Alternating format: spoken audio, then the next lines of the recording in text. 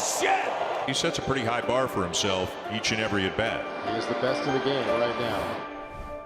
Are there any other athletes in other sports that kind of intrigue you, that have kind of molded you, that you look up and say, you know what, I like this part of that guy's game?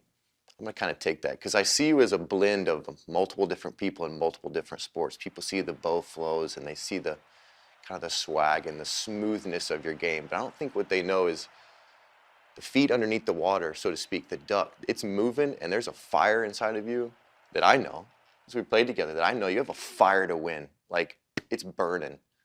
Are there other people that you see that you kind of pull from, that you want to say, you know, I want to be a little bit more like that guy? Yeah, I mean, there's a few. I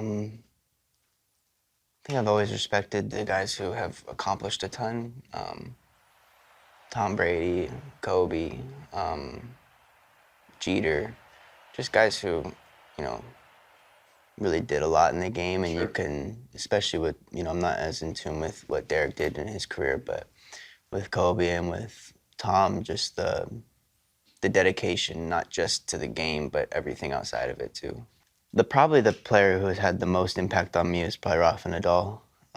Tennis player. Yeah, so just growing up, seeing him, obviously to play at that level in tennis, there has to be an incredible work ethic, and with the physical toll that sport takes on you, obviously he's taking care of his body to a very high level, but just his competitiveness and his will to win, I mean, he'll fight until he can't walk anymore.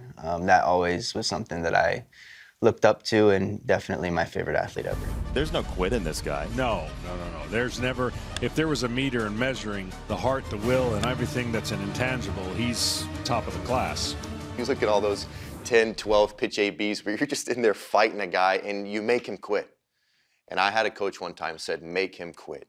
And there are times when, I'll be honest, when I was in the box, I quit because I didn't want to face that pitch anymore. I just got tired, and I mentally got tired. Now, I wasn't physically tired, but you have a way of getting into that mental space where you just don't quit. Is that learned, or is that something that, you know, your process builds in terms of just not quitting?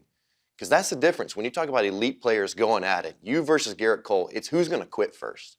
And you rarely quit. You rarely quit. Like, once a season, when, like, something happens. It's something like, whoa, what happened? Once a year out of 600 ABs. How do you not quit?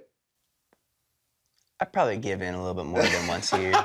You're not supposed to say that. You're supposed to say, oh, man, I got this. Yeah. No, well, we all do. 3-2. That's in the air to right center field and touched well. And it's out of here! On the 13th pitch of the at-bat, Bo Bichette rocks it the opposite way. Off to left field. It's well hit. It is gone. That's absolutely unbelievable how many times he can hit a ball like that with 2 strikes. I think he's just a first-class competitor. I've learned how to compete. You know, I was taught a lot of great things by my dad. I've learned how to take an at-bat and things like that. And but you kind of have to teach yourself too, because everybody's mind goes different places during at-bats, and you got to figure out how to combat those, whether they're positive or they're good. But yeah, I mean, when I'm in like one of those long at-bats, I'm pretty much just, I'm waiting for him to give in before I do. And I mean, it'll happen eventually. But it's a battle sometimes. I mean, sometimes it goes 11 pitches, like, dang, he's not giving in. I'm not either. But a lot of times during that at-bat, you can see it. Like right before the pitch or right after one of the pitches, you can see it. Like he let his guard down. In his body language? In his body Like, language. what is it? Maybe the shoulders slump, Yeah. or the head goes in the air or whatever. But See, it's this mind game. And that's what I love. I love watching the battles that you have with these people, because it is like a chess game. And you can see them quit. And I can just see you. You have the same moxie, just a foul ball. It's the same routine.